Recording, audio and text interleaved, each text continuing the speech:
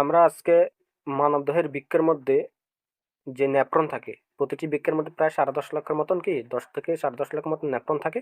নেপ্রন নিয়ে আলোচনা করবো। এখানে নেপ্রনের একটা ডায়াগ্রাম দেখিয়ে দেওয়া হলো, বাংলা এবং ইংলিশে দুটোটিও দেখিয়ে দেওয়া হলো। নেপ্রন পড়তে হলে নেপ্রনের আগে দুটো অংশ থাকে, একটা হচ্ছে ম্যালফিজিয়ান কর্পাসল আর একটা হচ্ছে বৃক্কনালিকা। তো ম্যালফিজিয়ান কর্পাসল পার্ট কোনটার, অর্থাৎ নেপ্রনের সামনের যে অংশ খোলা অংশটা থাকে তা হচ্ছে কি ম্যালফিজিয়ান কর্পাসল কি একটা পার্ট, অর্থাৎ বামান ক্যাপসুল, মানে ম্যালফিজিয়ান কর্পাসলের মধ্যে বামান ক্যাপসুল আর গ্লোমেরুলাসটাই থাকে। এরপরের অংশটা হচ্ছে কি বৃক্কনালিকা। এরপরে অর্থাৎ এটা হবে এরকম, নেফ্রনের দুটি অংশ থাকে। এটা মানবদেহের নেফ্রনের প্রধান দুটি অংশ থাকে, একটা ম্যালফিজিয়ান কর্পাসল আর একটা হচ্ছে বৃক্কনালী। নেফ্রন কি? নেফ্রন হলো বৃক্কের গঠনগত ও কার্যকতা। একটা হচ্ছে কি নেফ্রন। প্রত্যেকটা নেফ্রনের মধ্যে প্রায় 10 লক্ষের মতন কি থাকে বৃক্কের মধ্যে, প্রতিটি বৃক্কের মধ্যে প্রায় 10 লক্ষের মতন নেফ্রন থাকে। মানুষের যে বৃক্ষগুলো আছে, দুটি বৃক্ক তো কিডনি, প্রতিটি বৃক্কের মধ্যে প্রায় 10 লক্ষ নেফ্রন থাকে। নেফ্রনটা হচ্ছে বৃক্কের গঠনগত কার্যগত একক। তো নেফ্রনের দুটি অংশ থাকে, একটা হচ্ছে ম্যালফিজিয়ান কর্পাসল, একটা হচ্ছে বৃক্কনালিকা। ম্যালফিজিয়ান কর্পাসলের দুটো অংশ থাকে, একটা বামান ক্যাপসুল, একটা গ্লোমেরুলাস। তো যে ম্যালফিজিয়ান কর্পাসল তার মধ্যে যে, অর্থাৎ নেফ্রনের যে সামনের যে অংশটা, সেটা দেখতে অনেকটা ফানেল সদৃশ, অর্থাৎ ফোলানো থাকে, কাপের মতো ফোলানো থাকে। এই অংশটা হচ্ছে কি, পুরো অংশটা হচ্ছে বামন ক্যাপসুল। তো বামন ক্যাপসুল কি নেফ্রনের সামনের দিকের যে কাপ সদৃশ যে অংশটা, এই কাপের মতো যে অংশটা, এই কাপের মতো অংশটার নাম হচ্ছে কি বামন ক্যাপসুল, যার মধ্যে কি গ্লোমেরুলাস অবস্থান করে। যার মধ্যে এই গ্লোমেরুলাসগুলি কি, তাতে অনেকগুলি রক্ত, গ্লোমেরুলাস হলো অনেকগুলি রক্ত জালিকা গুচ্ছ। ঠিক আছে। তো বার্মান ক্যাপসুল কি নেফ্রনের ফানেল সদৃশ কাপাকৃতির যে অংশ এবং যার মধ্যে গ্লোমেরুলাস অবস্থান করে, তাকে কি বলে? বার্মান ক্যাপসুল বলে। বার্মান ক্যাপসুলের মধ্যে দুটি অংশ থাকে, অর্থাৎ দুটো স্তর থাকে। একটা হচ্ছে প্যারাইটাল স্তর, একটা হচ্ছে ভিসেরাল স্তর। এটা হচ্ছে ভিসেরাল স্তর, এই অংশটা হচ্ছে ভিসেরাল স্তর, আর বাইরের যে অংশটা হচ্ছে এটা হচ্ছে প্যারাইটাল স্তর। তো ভিসেরাল স্তরের মধ্যে,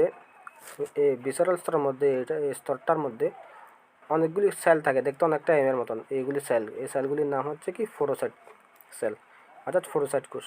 তাহলে শর্ট কোশ্চেন অনেক সময় আসতে পারে, ফোটোসাইট কোষ কি? বার্মান ক্যাপসুলের ভিসেরাল স্তরের মধ্যে অনেকগুলি অ্যামিবাকৃত, অর্থাৎ চ্যাপ্টা অ্যামিবাকৃত কতগুলি কোষ দেখা যায়, তাদের কি বলে? ফোটোসাইট কোষ বলে। কোথায় থাকে? ভিসেরাল স্তরে থাকে।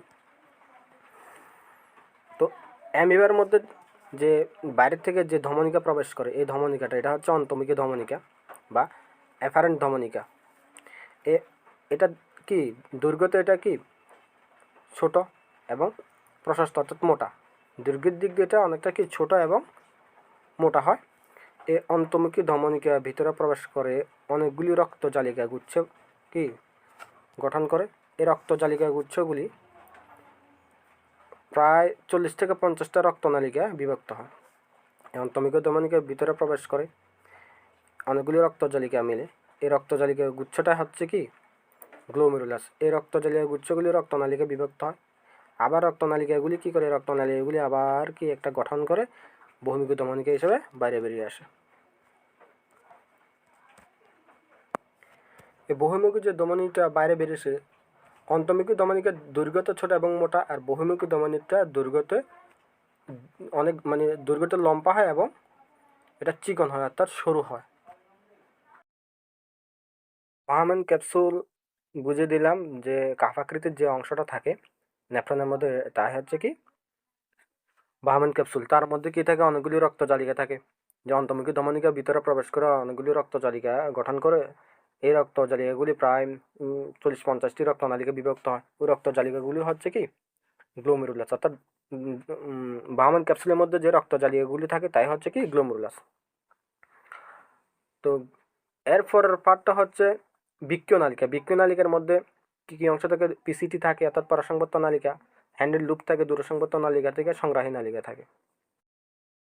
তো আমরা তো পড়েছি যে এই অংশটা হচ্ছে কি বার্মান ক্যাপসুল। বার্মান ক্যাপসুলের মধ্যে কী থাকে? গ্লোমেরুলাস থাকে।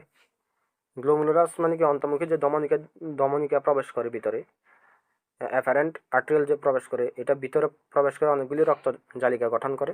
এই রক্ত জালিকাগুলি রক্তনালিকা বিভক্ত হয়ে কি বাইরে বেরিয়ে আসে। আর অন্তর্মুখী ধমনিকা মোটা এবং দৈর্ঘ্যতে ছোট, আর বহির্মুখী ধমনিকা দৈর্ঘ্যতে বড় এবং সরু হয়। ভামেন ক্যাপসুলের যে পরের অংশটা, ভামেন ক্যাপসুলের যে পরের অংশটা, এটা হচ্ছে কি পিসিডি বা পরাসংবদ্ধ নালিকা। এটার দৈর্ঘ্য প্রায় 20 মিলিমিটার মতো হয়। দৈর্ঘ্যটা প্রায় পরাসংবদ্ধ নালিকা প্রায় 14 থেকে 15 মিলিমিটার মতন হয় এটা দৈর্ঘ্যটা। তো দৈর্ঘ্যটা তেমন একটা ম্যাটার না। মানে ভামেন ক্যাপসুলের যে পরবর্তী যে অংশটা থাকে, এই অংশটা এটা হচ্ছে কি পরাসংবদ্ধ নালিকা। তো পরাসংবদ্ধ নালিকার যে পরের অংশটা আছে, পরাসংবদ্ধ নালিকার যে পরের অংশটা, অর্থাৎ এই অংশটা হচ্ছে হ্যান্ডেল লুপ। বিজ্ঞানী হ্যান্ডি এটা আবিষ্কার করেছেন বলে তার নাম অনুসারে এটার নাম হচ্ছে কি হ্যান্ডির লুপ। এরপরে হ্যান্ডেল লুপের যে পরবর্তী অংশ, এই অংশটা এটা হচ্ছে কি দূরসংবর্ত নালিকা। এই দূরসংবর্ত নালিকার দৈর্ঘ্যটা প্রায় 5 থেকে 10, 5, 6, 10 এরকম হয়, দৈর্ঘ্যটা মিলিমিটার হয়।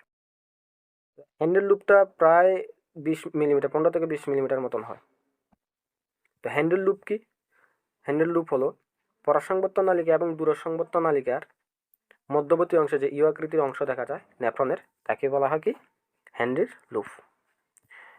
এই দূরসংবর্ত নালিকা বা ডিসিটি, দূরসংবর্ত নালিকা বা ডিসিটির যে অংশের সাথে যুক্ত হয় তাকে বলা হয় কি সংগ্রাহী নালিকা। অর্থাৎ অনেকগুলি নেফ্রন কি সংগ্রাহী নালিকা, অনেকগুলি নেফ্রন, এটা এক ধরনের সংগ্রাহী নালিকা, এটা এক ধরনের সংগ্রাহী নালিকা, এটা এক ধরনের সংগ্রাহী, অর্থাৎ অনেকগুলি নেফ্রন যুক্ত হয় আর কি। অর্থাৎ দূরসংবর্ত নালিকা যে অংশের সাথে যুক্ত হয় তাকে কি বলা হয় সংগ্রাহী নালিকা।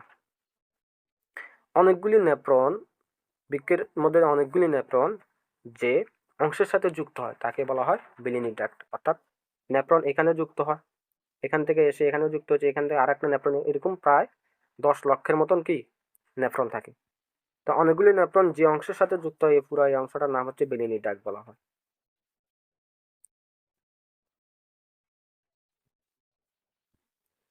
তাহলে বাহম্যান ক্যাপসুল কি? বৃক্কের যে নেফ্রন থাকে, নেফ্রনের মধ্যে কাপ আকৃতির যে অংশটা থাকে, কাপ আকৃতির যে অংশটা থাকে, এটা হচ্ছে বাহম্যান ক্যাপসুল। বাহম্যান ক্যাপসুলের মধ্যে যে রক্তজালিকা গুচ্ছ থাকে তাকে বলা হয় গ্লোমেরুলাস, যা বাহম্যান ক্যাপসুলের মধ্যে অবস্থান করে। এই বাহম্যান ক্যাপসুলের পরবর্তী যে অংশটা, এটা হচ্ছে পিসিটি বা পরাসংবর্ত নালিকা। এরপর অংশটা হচ্ছে হ্যান্ডেল লুপ, ইউ আকৃতির অংশ। হ্যান্ডেল লুপের পরবর্তী যে অংশটা থাকে এটা হচ্ছে কি দূরসংবর্ত নালিকা। দূরসংবর্ত নালিকা যে নালীর সাথে যুক্ত তাকে বলা হয় সংগ্রাহী নালিকা। অনেকগুলি নেফ্রন যে অংশের সাথে যুক্ত হয় ওই অংশটার নাম হচ্ছে বেলিনির ডাক্ট।